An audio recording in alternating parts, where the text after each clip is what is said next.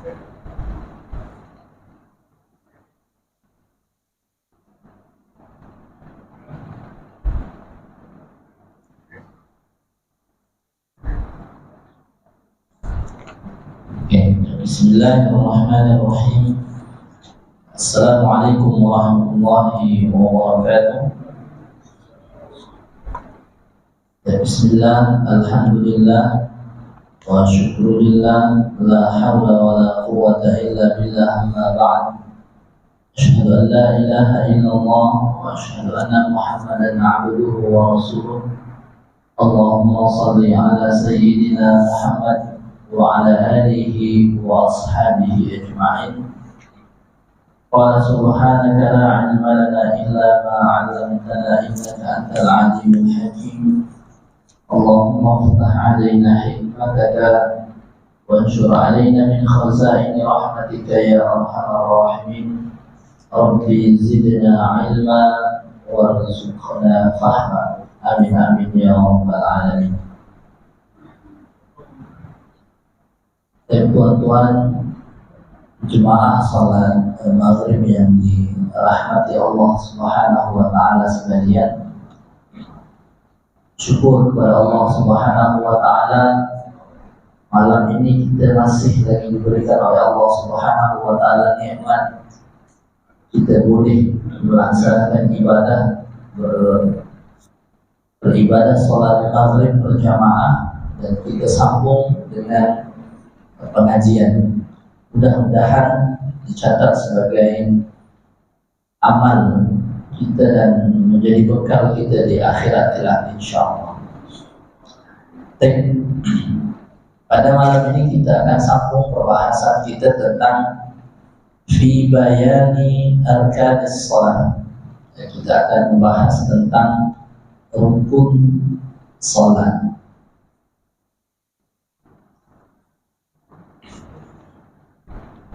Penulis kitab ini, kitab Safinatun Najah, mengatakan arkanus shalah sab'ata asyar. Rukun salat itu ada 17. Biasa kita belajar 13 Ustaz. Apa ada 13? Ini kerana tumakninah daripada setiap gerakan dikira satu. Ada tumakninah. Setelah rukuk tumakninah, i'tidal tumakninah, begitu seterusnya, sehingga rukun yang kita pelajari asalnya adalah 13, beliau menulis menjadi 17.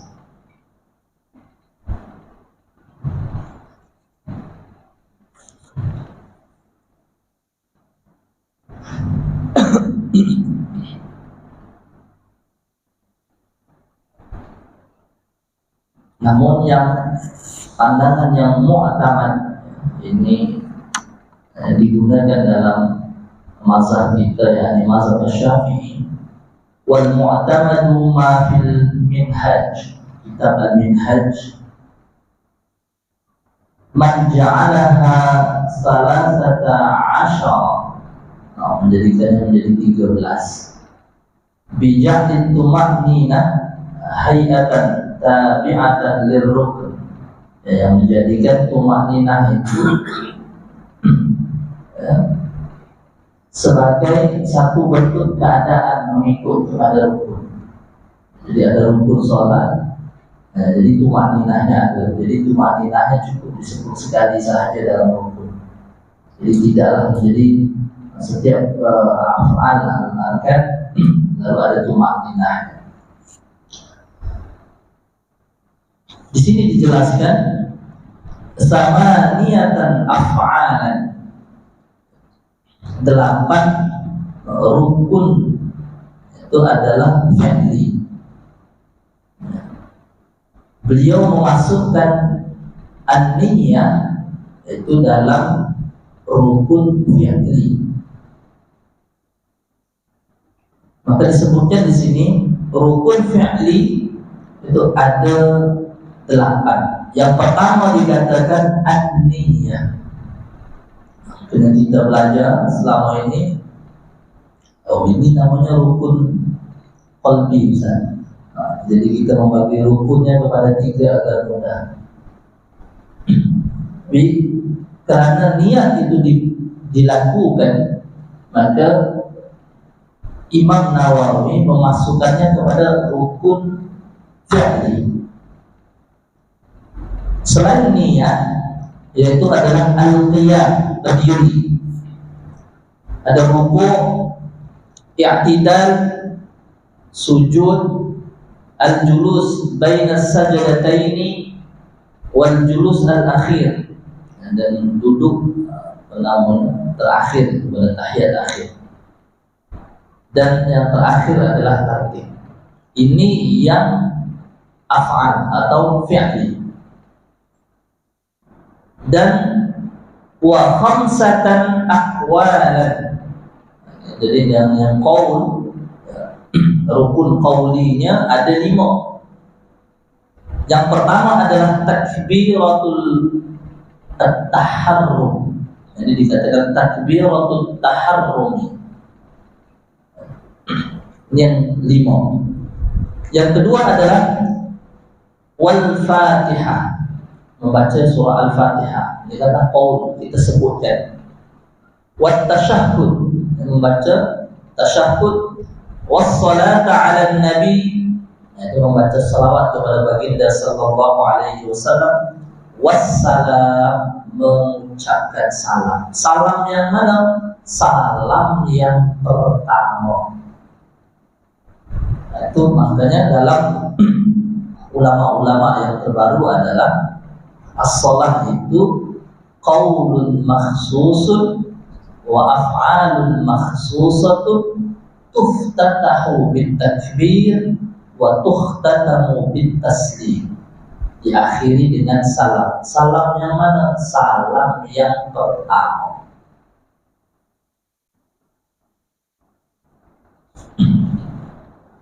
Wa qala Muhammad al-Baqri,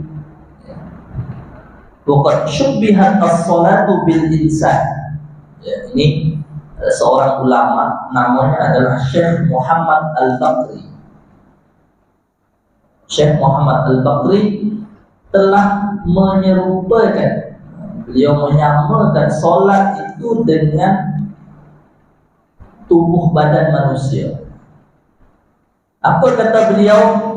Fasyartu kahayatihi. Jadi kalau kita hidup itu adalah syarat kita melaksanakan ibadah. Kalau mati dah tak ada dah. Berarti syaratnya mesti hidup. Warruknu kawasihi. Sedangkan rukun salat itu laksana kepala kita. Kalau tak ada kepala, tak ada dah. Wal ab'adu ka'a'dha'ihi. Dan sunnah-sunnah af'al itu laksana tubuh badan kita, tangan, kaki, semua. Ini adalah sunnah-sunnah al-ab'ad. Wal hay'at kasyu'urihi allati yatazayyanu biha. Jadi kalaulah sunnahnya sunnah hay'at, itu laksana bulu-bulu yang ada pada tubuh badan kita. Di sini ada misai. Jadi sehingga kalau kita nampak, kalau di sini masih ada, di mata juga ada, okeylah, handsome kalau kita nampak. Tapi kalau dah tak ada, kita pun tak takut juga kan. Nah, ini perbahasan muqaddimah dari arkan shalah. Dan rukun yang pertama, penulis kitab Safinatun Najah mengatakan al-awwalu an-niyyah. Yang pertama adalah niat. Ai bil qalbi. Dia niat ini selalunya dengan hati. fala yajibu an-nutqu fala yajibu an-nutqu biha bil lisani, maka tidak diwajibkan kita melafazkan niat itu dengan lisan kita. Tidak wajib. Lakin tetapi yusannu liyu'awinal lisanu al-qalba. Di dalam mazhab Syafi'i selalunya dijelaskan mengapa kita melafazkan niat usolli fardhul isya'i arba'a rakaat sampai terakhir. Kenapa?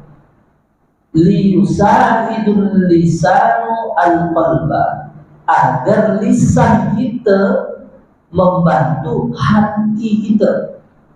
Kenapa? Kod tadi ketika kita turun daripada kereta, mana kunci aku dari ketinggalan kereta. Kita baru ingat ketika nak solat, dah tak tenang. Atau banyak benda. Mungkin tadi turun daripada kereta, terpijak sesuatu. Apa tadi terpijak ni? Jadi kita tidak tenang. Maka dalam mazhab Syafi'i dibantu hati kita yang pergi sana pergi sini itu dengan lafaz membaca niat. Dan kita belajar usalli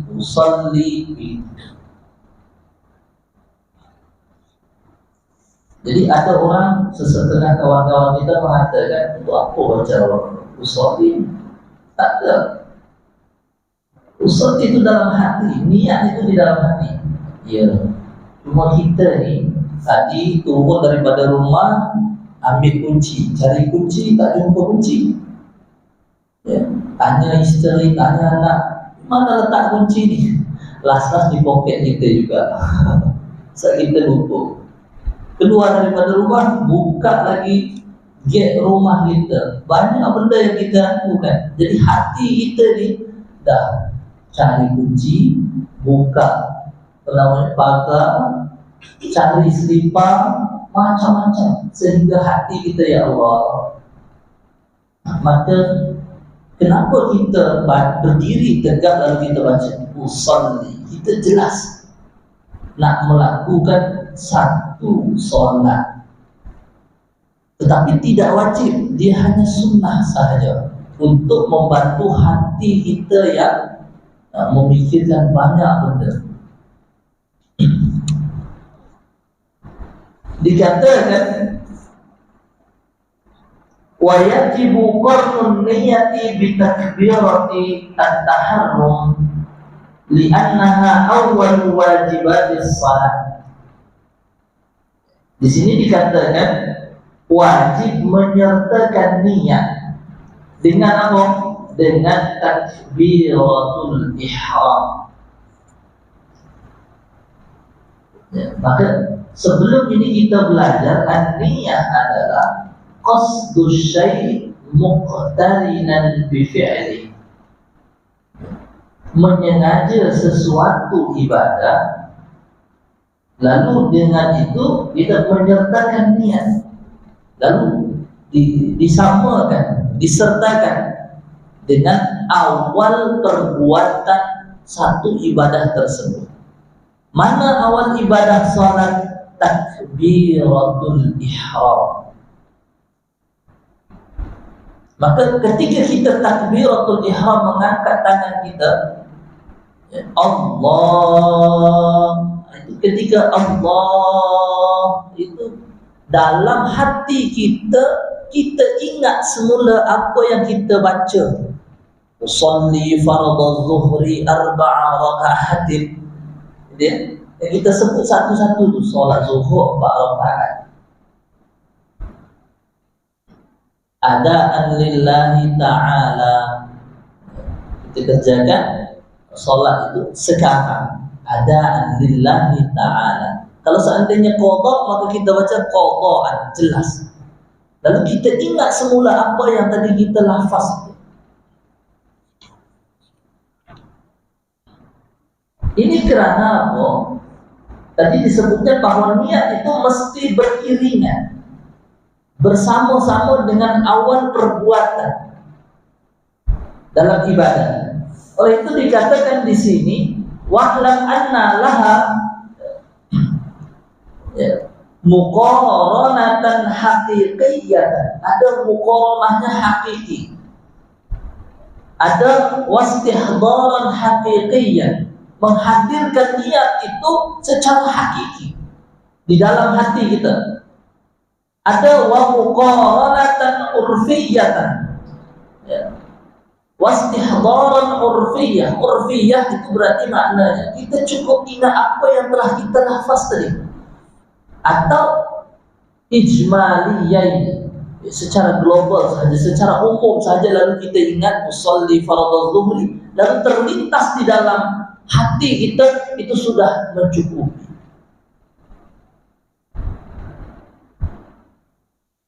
Nah, jadi jangan risau dengan mungkin ada sesetengah dari kawan kita mengatakan bahwa tidak wajib membaca baca usolli. Memang tak wajib pun. Usolli itu sunnah untuk membantu hati kita. Cuma kerana kita sudah beribadah, sudah belajar begitu, selama mana dia tidak melanggar syarat, terus dikerjakan. Kenapa? Karena menurut ulama ada muqaranatan urfiyatan. Cukup kita ingat saja, atau ijmalan, secara global, secara umum saja terbesit, terlintas dalam kepala kita, cukup. Ini karena sesetengah kawan kita, dia akan hadirkan semua dalam hatinya ketika takbiratul ihram. Akhirnya sukar sendiri. Allah. Ada begitu ya? Jadi dia nak hadirkan semua dalam hatinya.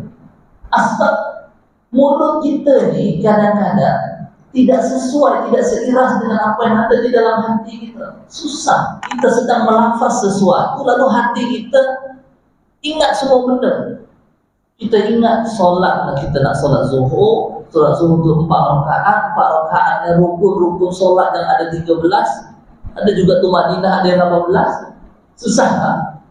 Teramat sukar ketika Allah. Sedangkan masa rukun kita terlalu panjang. Allah. Ustaz tak turun-turun lagi ke? Asal tak ingat semua dalam hati dia. Nanti kalau seandainya muqaranah hakiki menjadi sukar. Dalam mazhab Syafi'i ada benar. Tapi kalau ada tak, kalau seandainya muqaranah urfiyah saja, ada, boleh. Tapi dalam mazhab kita, dua-duanya okey je. Memang letak niat itu di dalam hati.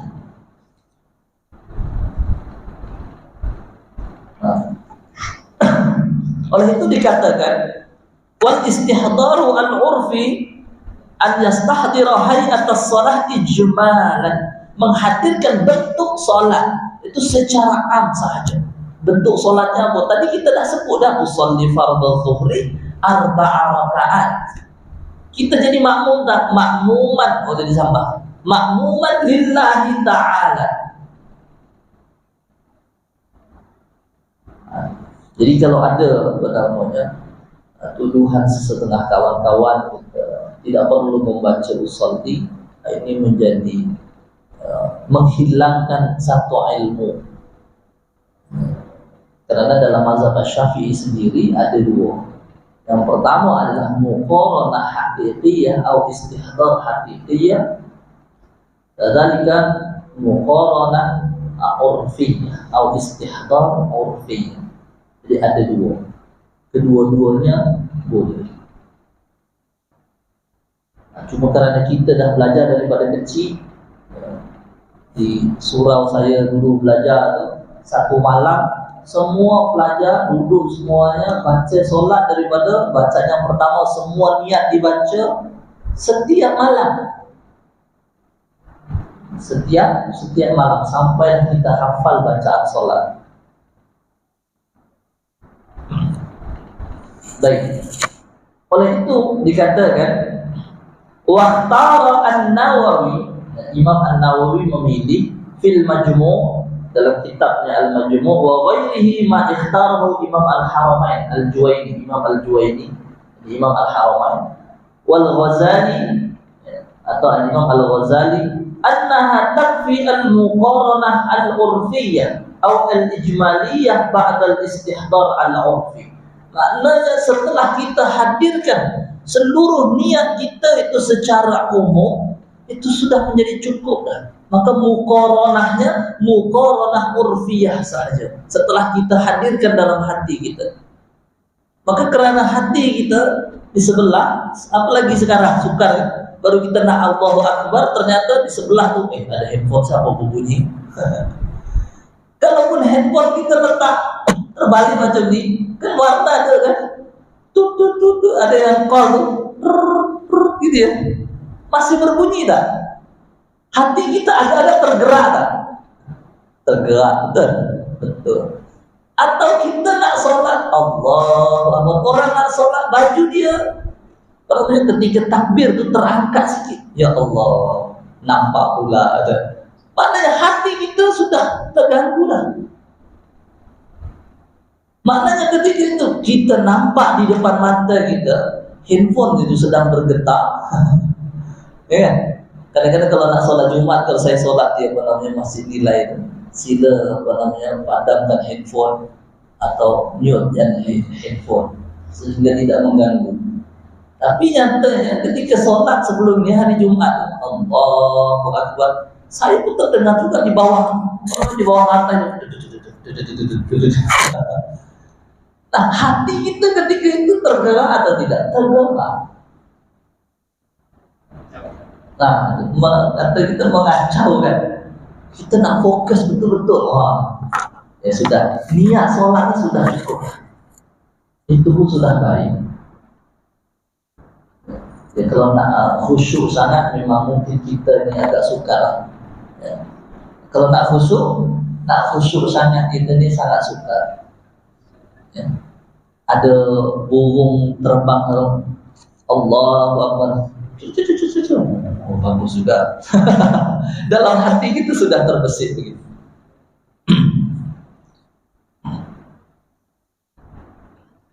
Apa kata beliau? Ya.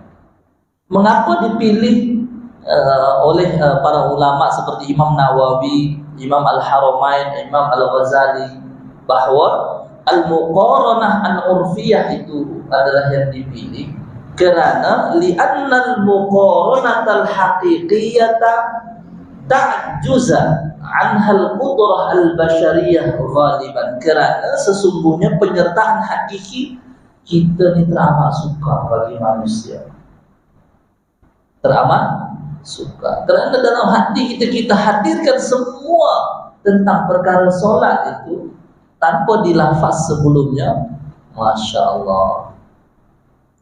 Itu baru kalau solat, syukur alhamdulillah solatnya di masjid.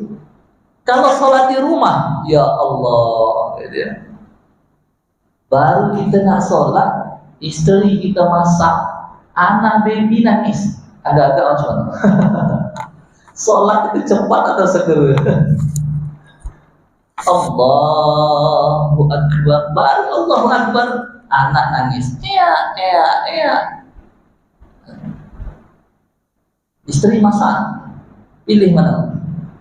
Solat kita ya Allah sudah, jadi ya, dengan segera kita akan habiskan.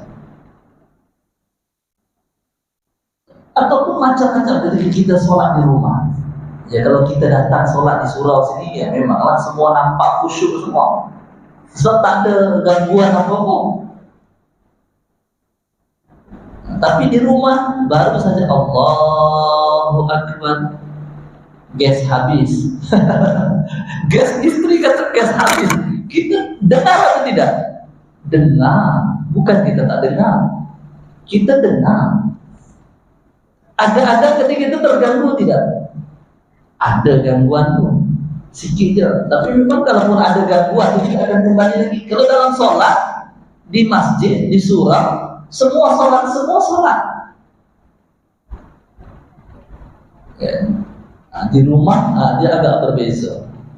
Nah, itu kan oleh itu baginda suka kalau beliau sholat fardu di sini, dan ketika sholat sunnah, ketika balik ke rumah dia mendirikan sholat. Kenapa? Agar anak-anaknya tahu bahwa kenangan yang terbesit di dalam mata dan hati anak-anak itu yang diingat daripada ayahnya adalah sholat. Maka sesetengah ulama sangat suka ketika dia sholat Allahu Akbar riak sedikit, bacaan ayat bagus, kan? Seperti imam kita kan, jadi kalau baca Allahu Akbar, sudah suaranya sudah macam Habib Syekh kan? Gitu kan? Jadi ketika baca, jadi anaknya dia dengar, jadi merasa seronok. Maka itu adalah kenangan anak kita. Walaupun kita melaksanakan sholat sunnah, maka baginda sangat suka melaksanakan sholat sunnah di rumah. Nah, sholat fardunya di sini, sholat sunnahnya di rumah. Itu rukun yang pertama. Nah, jadi selama ini bagaimana dengan niat kita, Ustaz? Oh, kita lafazkan saja, boleh, sah, jangan ragu. Kalau ada yang beri ceramah dan sebagainya, saya dengar dalam video dan sebagainya, dikatakan bahawa cukup dalam hati sahaja. Okey, itu pun betul juga. Tapi kerana saya sudah biasa melafaz usolli, sudah settle. So, usolli saya benar. Jadi selama ibadah itu sesuai dengan syarat, tidak perlu diganti dengan yang baru. Nanti kita suka sendiri dalam melaksanakan ibadah. Baik, yang kedua adalah takbiratul ihram. Yang kedua rukun salat ialah takbiratul ihram. Kenapa dinamakan sebagai takbiratul ihram? Ini ihram sama ke saat guna pakai ihram. Kalau merujuk bahasa, kata-kata ihram ya, kerana apa-apa yang dihalalkan sebelum takbir itu haram setelah takbir. Oleh itu takbiratul ihram itu sebagai penanda anas bahawa selepas takbir haram melaksanakan apa-apa yang di luar sebelum takbir itu halal. Contohnya makan, minum boleh di luar sebelum takbir. Nak makan sate boleh, nak makan nasi boleh. Tapi setelah takbiratul ihram berarti diharamkan apa-apa yang setelah takbir itu sebelum orang takbir tadinya dihalalkan. Maka namanya adalah ihram. Maka ketika haji orang pakai ihram, apa-apa yang halal sebelum pakaian ihram itu diharamkan setelah memakai pakaian ihram. Itu dalam dalam haji atau dalam umrah. Dikatakan li'annahu yahrumu biha ma kana halalan qablaha ka'aklin wa kalamin. Ini dikatakan begitu. Maka kerana diharamkan sebab takbiratul ihram itu perkara yang sebelumnya dihalalkan seperti makan, begitu juga dengan bersembang atau berbicara. Sembang boleh sebelum takbir. Ini maju. Sebelum itu sebelum takbiratul ihram. Jadi kalau sudah takbiratul ihram, Allahu Akbar, kosong sebelah kita. Yang belakang maju depan. Tak ada kan? Tak ada. Itu setelah takbiratul ihram. Kerana setelah takbir, ucapan dan perbuatan kita adalah bacaan sholat, dan perbuatannya adalah perbuatan sholat juga. Tidak boleh perbuatan di luar daripada perbuatan itu.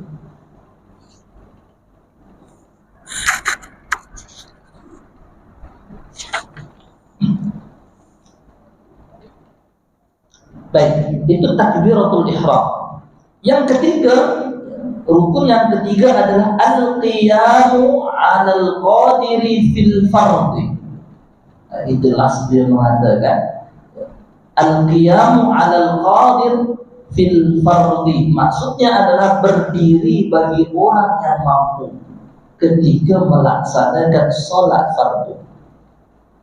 Orang yang mampu dalam sholat fardu dia kena berdiri, karena berdiri itu adalah rukun. Kalau orang yang tak mampu, Ustaz, ada rukhsah dia. Ada rukhsah. Maka kalau berdiri, lalu di sini kalau seandainya dia boleh berdiri dengan bantuan, dia boleh bantuan, maka dikatakan oleh Syekh Nawawi di sini adalah di awal dia berdiri, setelah itu dia boleh duduk.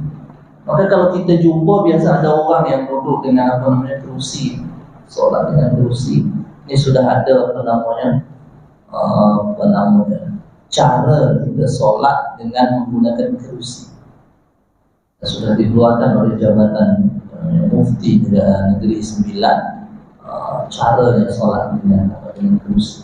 Karena seketika saya ada meeting dengan apa namanya, ada program dengan Jabatan Mufti, itu diberikan untuk apa namanya, ada cara kita solat dengan kerusi dan lain sebagainya. Dinasihatkan solatnya di hujung sana aja. Baik, oleh itu di sini berdiri. Maka kalaulah ada orang sholat duduk, hanya duduk. Karena ini berlaku sebelum ini di salah satu masjid yang cukup besar. Ketika selepas sholat Jumat, lalu ada kawan-kawan daripada apa namanya yang berpindah dari satu tempat ini.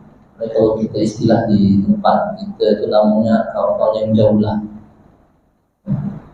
Lalu sholat selepas sholat Jumat, dia sholat dulu. Allah, jamaah semuanya bingung. Jadi ketika sholat keluar daripada masjid, lalu dia bertanya, Ustaz ya, itu sholat apa ya? Sholat dengan duduk. Ya, sholat apa ya dengan sholat duduk? Mana? Itu itu sholat sunnah. Kenapa sholat sunnahnya dengan duduk? Karena yang fardu berdiri itu hanya untuk sholat fardu sahaja. Kalau orangnya mampu berdiri tapi dia nak duduk dalam sholat sunnah boleh? Boleh.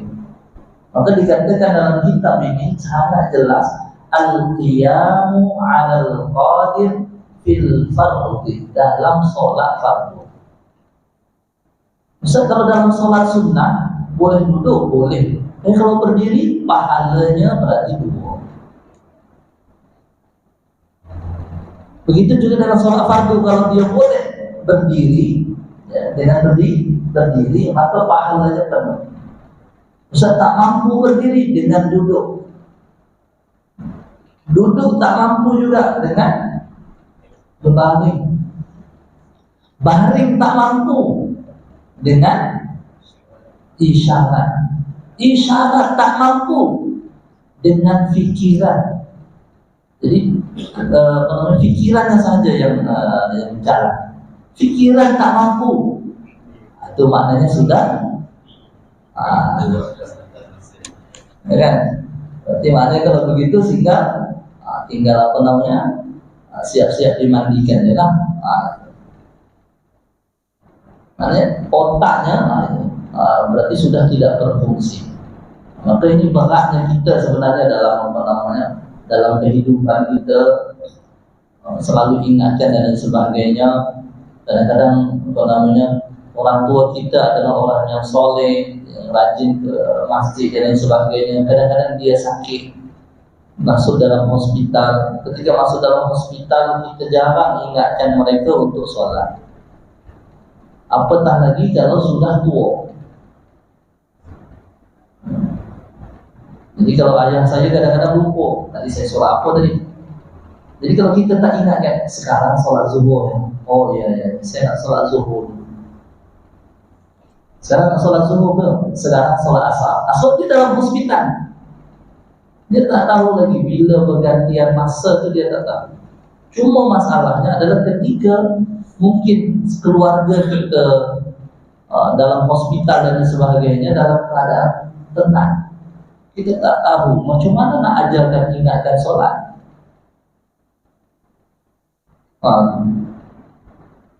Ini yang kita kena ajarkan kepada anak-anak, bahawa dalam yang kita fikir pun kita boleh solat. Kalau dah tak boleh bergerak dan sebagainya, nak beri isyarat, nak isyarat mata pun tak ada, nak beri isyarat macam mana tak ada. Maka yang kita fikirkan, berarti kita fikir ketika takbir, kita berfikir kita takbir Allahu Akbar.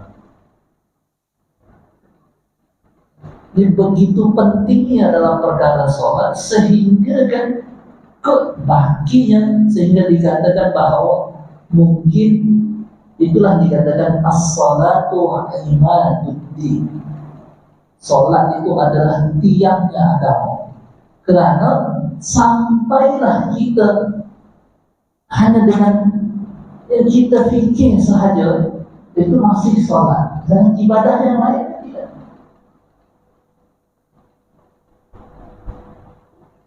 Maka kita kena ingatkan kepada anak-anak kita semua, mudah-mudahan kita semua husnul khatimah dalam keadaan solat dan sebagainya.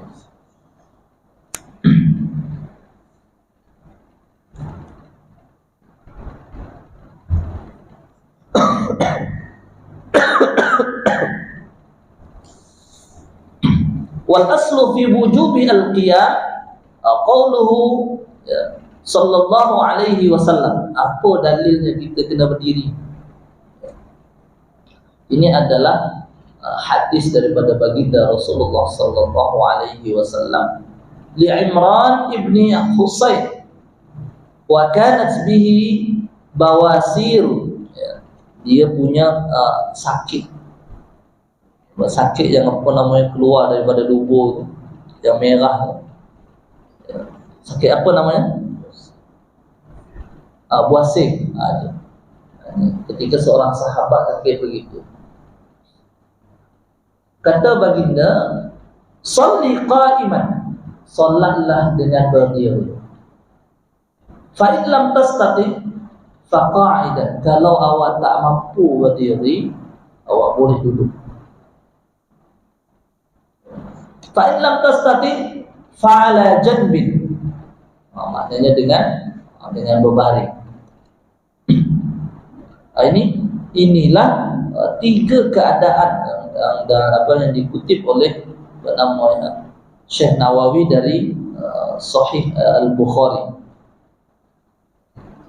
Dalam Sahih An-Nasa'i, fa in lam tastati fa mustalqiyan la yukallifullahu nafsan illa wus'aha. Ya. Maka kalau tidak mampu, boleh terletak, tertidur begitu saja.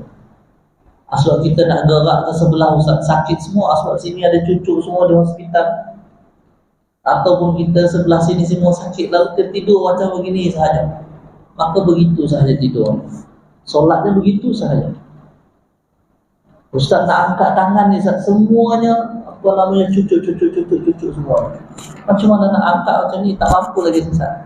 Dah kita beri je, terlentang begitu dengan bentuk isyarat kita mengangkat tangan ni. Itu dalam solat.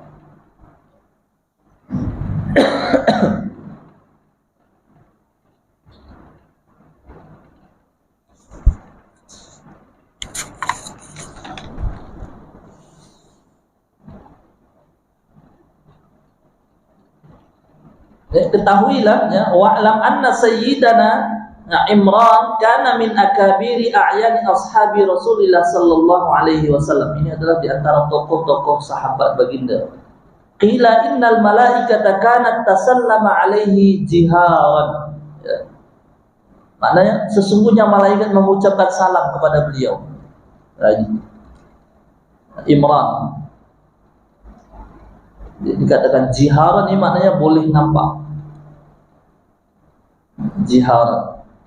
Falamma syafa min maradihi, bida'watin Nabi sallallahu alaihi wasallam ihtajabat anhu al-malaikah. Maka setelah dia sembuh daripada sakitnya, maka terhijab semula, tak nampak lagi malaikat. Itu sahabat baginda yang tadi sakit tadi. Ketika solat kalau tak mampu berdiri, maka dalam keadaan duduk. Kalau tidak, maka berbaring.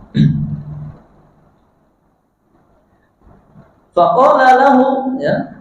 Ini makanya fasyakalin nabi ihtijabal malaikah anhu faqala lahu ihtijabuhum anka bisababi syifaika. Coba bayangkan. Dia lalu mengadu kepada Nabi, ya Rasulullah, ini tadi saya nampak malaikat ketika saya sakit, sekarang saya dah sehat, kenapa tak nampak lagi? Baginda bersabda, sebab awak dah sehat dah. Kadang-kadang orang sakit ni yang dia nampak aneh-aneh, ya, aneh-aneh. Ayah saya ketika dia sakit, dia kata, "Ai Muhammad, awak ni dah hidup berpuluh tahun dah. Sekarang awak berbaring di hospital. Takkanlah awak duduk je ke hospital. Kalau nak berdiri, berdiri je lah. Jalan-jalan sahajalah." Lalu dia terjatuh daripada tempat tidur dia. Itu saya bawa ke hospital di Bukit Tinggi. Nangis dia daripada itu. Kita solat tu. So ayah tadi jatuh. Ya, ayah tadi jatuh. Macam mana awak boleh naik lagi? Naik tempat tilam lagi. Saya nampak ibu saya. Macam-macam orang sakit ni dia nampak macam-macam. Ya, ada di hospital di Bukit Tinggi itu kalau orang yang sakit stroke, dia berlatih untuk berdiri semula. Jadi 2019 tu saya bawa ke Bukit Tinggi Hospital, jaga dia. Dia dah boleh jalan dah. Cuma kata emak dia, emak tadi datang. Ayah masih hafal lagi ke wajah nenek?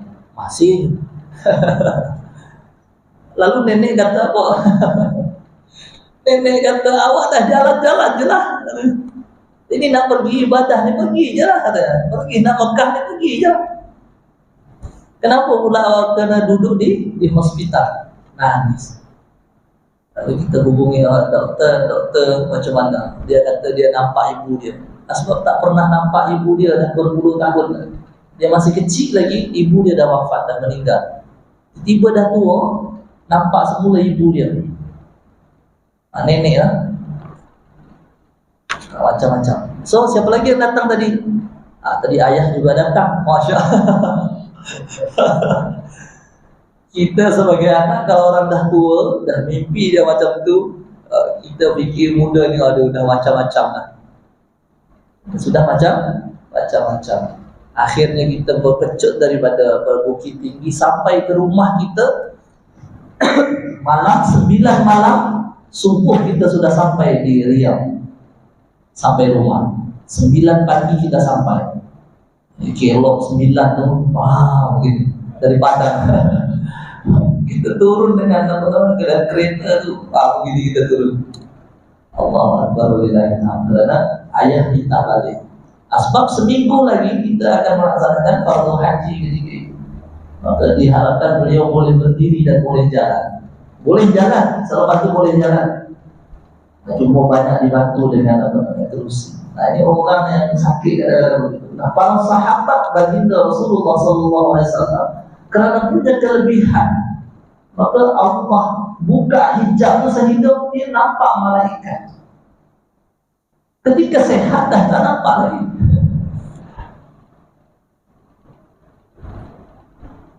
Sehingga kan katanya, faqala lahu ya Rasulullah, ud'ullaha bi'audil marad. Sampai berdoa kepada Allah agar aku sakit lagi. Ini sahabat baginda begitu. Sakit semula agar aku nampak malaikat. Allahu Akbar wa lillahil hamd. Cuma itulah, kalaupun ada kisah-kisah begini, ya, kita hanya mendengarkan kisahnya sahaja. Ini kerana orang-orang yang sakit biasanya memang macam-macam dia nampak.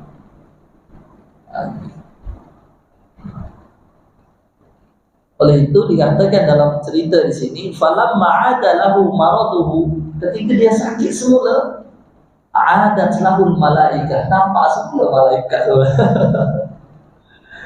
Fayustajabu ad-du'a inda dzikri ismihi karamatan lahu, karena punya karamah. Jadi disebutnya namanya, Masya Allah ya.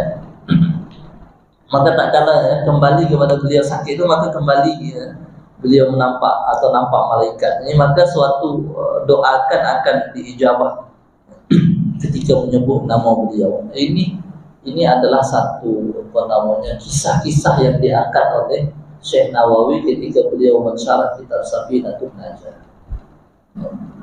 Lalu kalau kita ni macam mana Ustaz? Nah, kita ni tidak pasti lagi. Kita ni solat kadang-kadang ya solat alhamdulillah ya. Tapi ya sudah nak solat pun alhamdulillah. Budak-budak kita tengok kan, petang-petang tadi banyak yang main situ. Namanya bola jaring ke apa semua, tapi waktu solat semua balik. Ya ketika mereka nak pergi solat, alhamdulillah.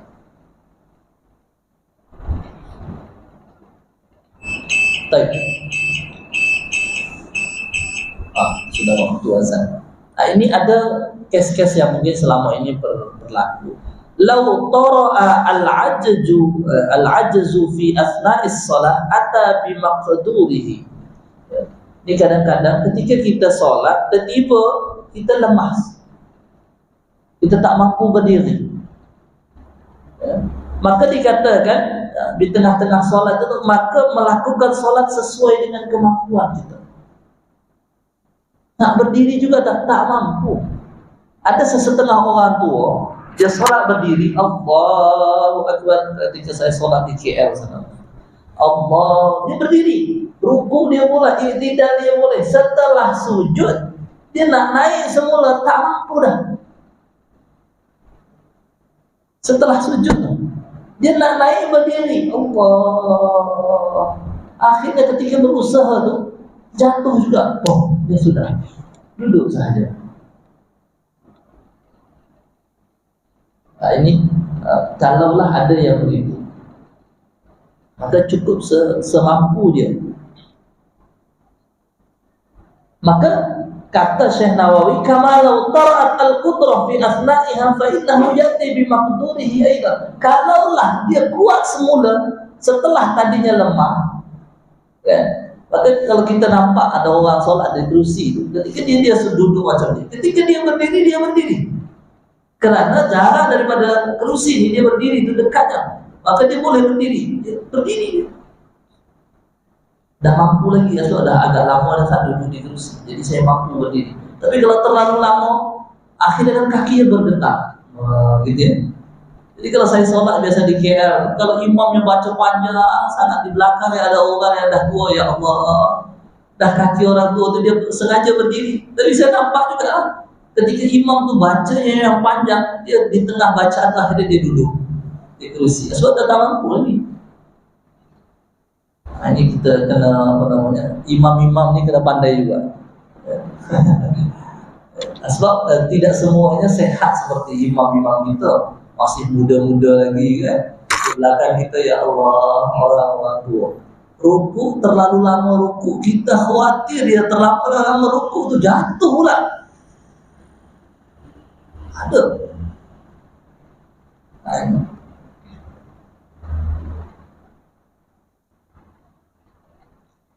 Baik, wa tajibu al-qira'atu fi huwiyil al-ajiz li'annahu akmala mimma ba'da. Maka wajib membaca Al-Fatihah pada keadaan kita turun, tidak mampu tadi. Kerana sesungguhnya pada position tersebut gerakan turun itu lebih sempurna. Maka di sini kena betul-betul. Maka kalaulah kita ada yang jumpa solat, ada yang solat dengan kerusi, baiknya memang kadang-kadang dia berdiri terlebih dahulu lalu duduk di kerusi. Ketika dia sudah mampu, dia berdiri sekadar yang dimampu. Ketika dia berdiri, tak ada masalah. Maka kita raikan mereka-mereka yang duduk di kerusi. Bahkan kalau kita masuk di Masjid Nabawi ataupun Masjidil Haram, bahkan wheelchair kita masukkan sekali di dalam. Jadi kalau dalam shaf itu, di dalam shaf lalu ada tempat wheelchair sendiri, Masjid Nabawi. Di dalam shaf khas wheelchair semua, 1, 2, 3. Cuma karena musimnya musim haji, biasanya kalau musim umrah senang. Wheelchair itu ada tempat khas begitu. Jadi kita boleh duduk di dalam. Tapi kalau lah kita nak bawa terus masuk ke dalam tuh, ikut dalam shaf mereka, boleh. Tidak ada yang melarang pun. Polis pun tak ada larang. Kita sholat saja bawa wheelchair, lalu duduk begitu di sini. Sama safnya dengan kita, dia duduk di atas wheelchair. Allahu Akbar. Nah itu, maka kena mula difikirkan kalau ada wheelchair itu macam mana. Karena kalaulah orang yang tua atau dalam keadaan sakit, dia tak datang sahaja di masjid, itu satu kelebihan. Nah, kadang-kadang kita punya mampu ni jarang juga boleh melangkahkan kaki. Itu yang maknanya kalaulah kita ada rezeki, kita memang kita masih mampu datang di sini.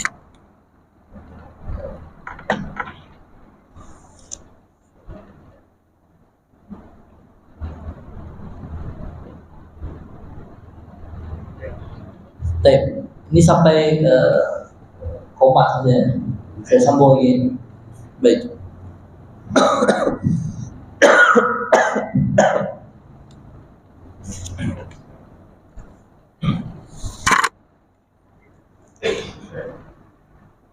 Qauluhu 'alal qadir, ya, maka ungkapan yang menyebutkan tentang yang mampu, orang yang mampu itu kharaja bihi al-ajiz, ini orang keluarlah orang yang tidak mampu.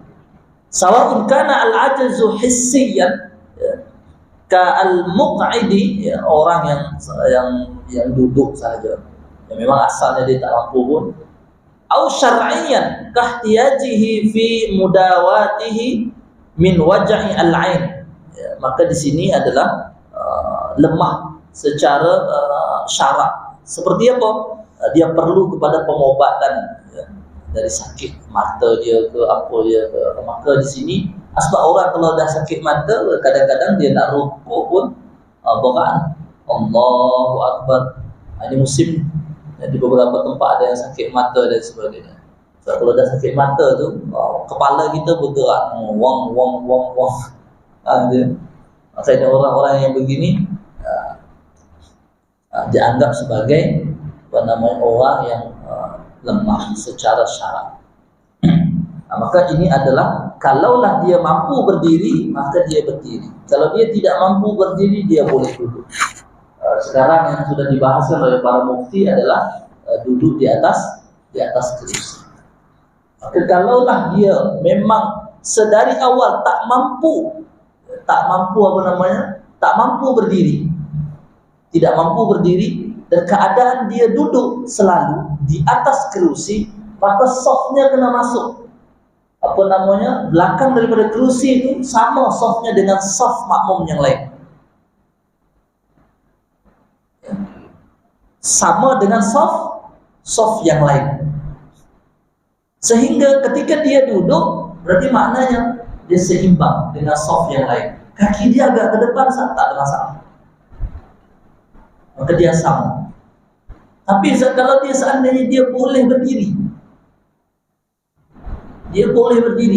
lalu ketika dia rukuk, dia akan duduk karena tak mampu, lalu dia tidal tu, dia duduk juga, sujudnya dia duduk juga di atas kerusi. Macam mana? Kerusinya kena di belakang pada saf. Oleh itu dinasihatkan pejabatan mufti agar mereka solat di bahagian hujung agak belakang. Maka kerusinya kena di luar, kerana dia di belakang situ. Jadi nanti dia ketika dia berdiri itu berdiri sama safnya dengan yang lain. Maka kakinya lah yang dikira. Kaki dia nanti sama, kerana dia kadang berdiri. Macam mana? Kalau dia tak berdiri, maka kerusi yang sama softnya dengan yang kita. Belakang kerusi itu sama dengan soft kita. Kerana dia tidak mampu berdiri. Memang dia asalnya adalah selalu duduk, fully duduk. Tapi kalau dia mampu segala berdiri, maka kerusi itu kena di belakang daripada saf itu, lalu dia akan berdiri semula bersama para jamaah yang lain. Lalu dia akan duduk, kakinya kekang seperti kita berdiri dengan kawan-kawan kita. Nah, ini apa yang berlaku di beberapa surau, kerana yang sudah tua, yang sudah agak sakit, solatnya rajin. Jadi jamaah yang lain datang lambat. Akhirnya dia solat kerana dia letak agak belakang, jadi isu pula. Ya, jadi isu, jamaah yang lain tak suka dia solat. Ya Allah, ya Rahman, ya Rahim. Macam mana dia takkan dia solat sendiri di belakang? Gitu ya. Lalu dia kena, Ustaz, jangan selalunya kalau di surau ini kan 2 saf. Fahamlah dia saat dia kena ada di belakang. Gitu ya. Lalu nak macam mana mensikapinya? Akhirnya yang sholat yang tadi tidak mampu dia tersinggung. Akhirnya tak nak datang. Yang mengingatkan akhirnya kerana marah juga, akhirnya dianggap disalahkan kerana dia memberi nasihat dan segala menegur. Akhirnya tak nak datang juga. Kita kehilangan 2 jamaah. Kerana kita ada, kalau kita dapat 2 saf, alhamdulillah, ya tidak full begitu, tak apalah, yang di hujung sana nanti sedikit ya, kerusi dia yang kecil. Ya, kalaupun dia ada di belakang, jangan risau pula kalau yang seandainya dalam keadaan tidak sehat lalu dia digunakan kerusi. Ustaz katanya kena semua fully saya di depan, tapi saya di belakang, saya sah tak solat saya? Ada dalam kaidah al-fiqhiyah, ini al-khuruj min al-khilaf mustahab. Ada yang mengatakan bahawa tidak membatalkan solat, ya. Tapi solatnya tetap sah kalaupun dia bersendirian di belakang. Maka kalau tadi yang sakit solatnya sendiri di belakang, tapi kalaulah dia tetap solat di saf yang paling depan, paling hadapan sekali, maka kita tetap memberikan appreciate. Kerana kita pun di sebelah sini, ya, kalau begitu kita mulai dari ujung sana, yang jamaah yang di sini. Itu maka, ini untuk untuk kita ketahuilah bersama al-qadir, yang orang yang mampu untuk solat dalam keadaan berdiri dan sebagainya. Ini sudah masuk waktu fardu isya. Rukun yang ketiga dia baru kita bahas. Nanti rukun yang lain akan kita sambung lagi, insyaallah pada pertemuan yang akan datang. Syukran ala husni mubalatikum wa astaghfirukum usikum wa iyaya nafsi bi taqwallah. Mudah-mudahan ada manfaatnya. Kita baca doa kafaratul majlis. Subhanakallahumma wa bihamdika asyhadu an la ilaha illa anta astaghfiruka wa atubu ilaik. Wal 'asr innal insana lafi khusr illa alladziina aamanu wa 'amilus shalihaat wa tawassaw bil haqq wa tawassaw bis sabr. Assalamualaikum warahmatullahi wabarakatuh.